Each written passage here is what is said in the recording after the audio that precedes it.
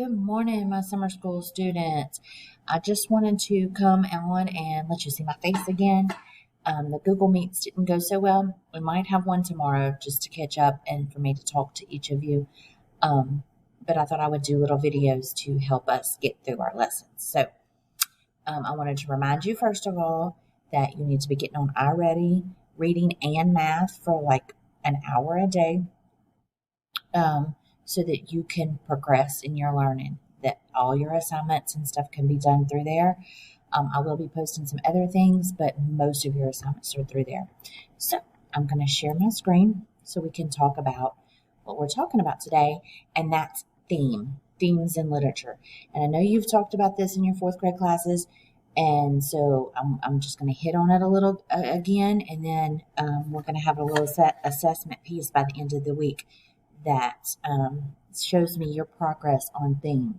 Okay, so what is a theme? The theme is a significant thought. A significant thought.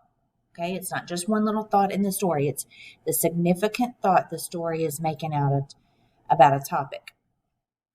Its focus is on the message the author hopes the reader will realize while they're reading. I'm going to blow this up a little bit more so that y'all can see a little bit more. Okay. So how can you identify the theme? Look for the challenges the characters face. Consider why they're doing that and why they're in those situations. And this is where you can discover your theme. So here's just a few examples. Friendship can come in unexpected places. People are more important than things. Perseverance makes a difference when facing challenges. Good triumphs over evil.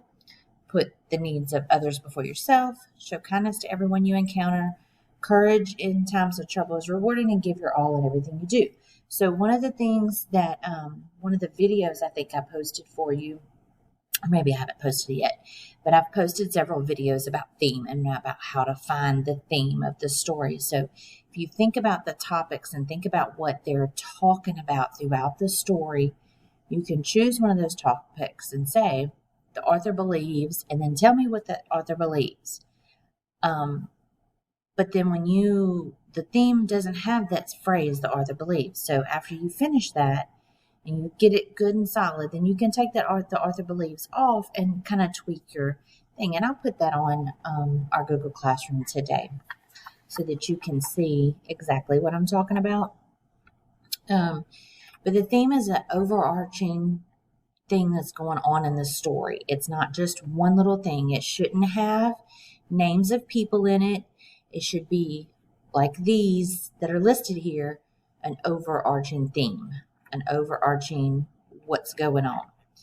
So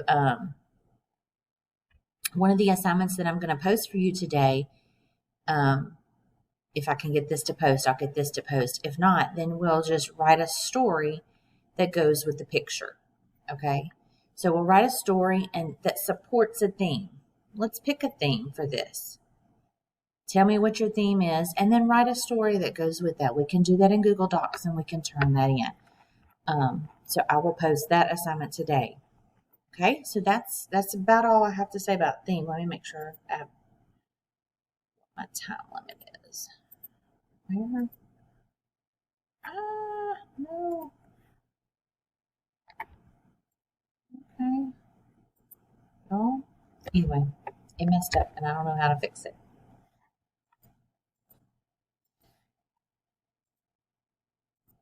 Okay, guys, I'm sorry about that. I was clicking all over the place and clicked the wrong thing.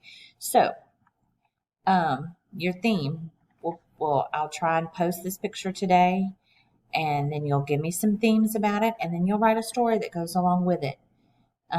And just tell me what you're thinking about this picture and what the theme is and what you think that they could be doing. I'm going to talk just a few minutes about the other things we've been talking about this week, the literary devices. We talked about these a little bit the first couple of days, but I wanted to reiterate a simile is a comparison of two different things using like or as. Okay? Examples. That baby is as cute as a button.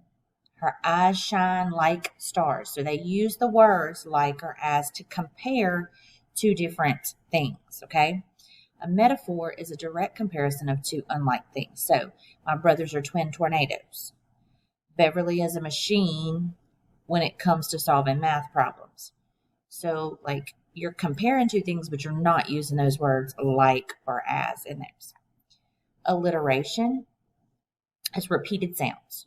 We're repeating the same sound. Shay, Shirley, shall, shock, Shane. Lydia likes lollipops and lemon drops. So those sounds are repeated over and over and over again. That's alliteration. Okay. And a hyperbole, that's an extreme exaggeration. Okay. That's going over the top. So it's going to take forever to get to my aunt's house. That's an example. My heart was about to beat out of my chest. And I think I have these, so I don't know why I'm like, okay. Was about to beat out of my chest. So those are your examples. Then you have personification, where you have something that's taken on a human-like quality. I posted videos about this as well. And if you go back and watch, some of these are really cute. I watched lightning dance across the sky, the night sky. You know that lightning can't actually dance, but it's given it a human-like quality. The wind tickled my cheek. Okay, it's given it a human-like quality.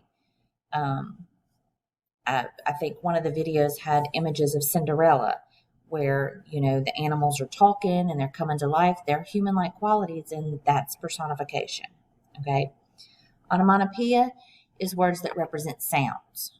The steady plip plop, that's onomatopoeia, of the rain on the roof made me sleepy. The engine roared to life, roared. It's kind of making that same sound that you would think of when you heard that.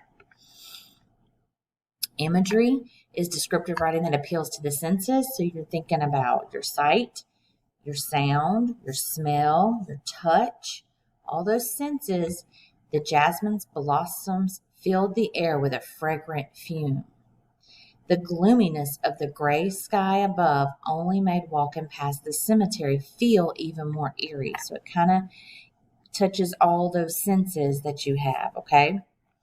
Symbolism, this is basically where something can represent something else, okay? The color green can represent envy. The dove is a symbol of peace. So these are, where something can represent something else.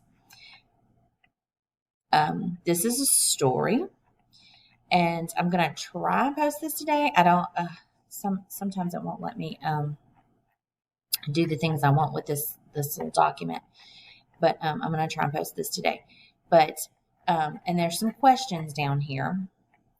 What literary device is used? Well, I just named all of them for you, and we've talked about them all, and they're all on Google Classroom. So you should be able to do that.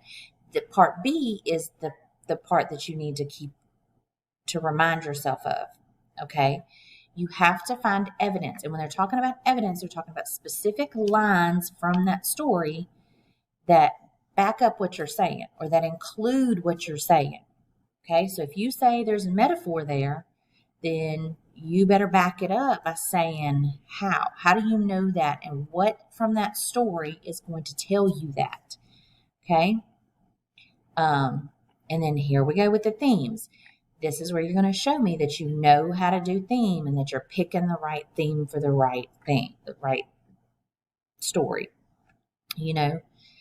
How does Arthur use imagery? So these are all things that we've just talked about. And I'm going to post this today, sometime today. It may not be this morning because I do have meetings all day today, but I will post this sometime today, and I want you to work on this today. Okay. I also want you to work on your iReady. I'm not talking about math in this video. I'm just talking about ELA. But why is it doing that? I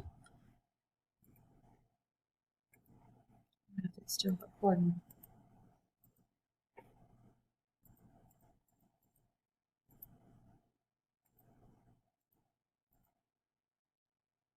Y'all, this thing has gone crazy. It's gone cuckoo. Oh, it says I'm at 9 minutes. Oh, it's still recording. So y'all see me going cuckoo this morning. It's like down here in the bottom corner, and I can't really see it, the whole thing. Okay. So I'm not talking about math in this video is what I was saying.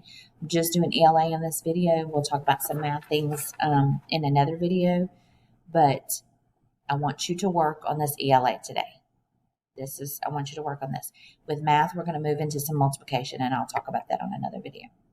All right, guys, I hope to see you all soon. If you haven't picked up your Good Food Project stuff, I still have it here. Please come by and see me. Okay, y'all have a great day, and I will talk to you soon.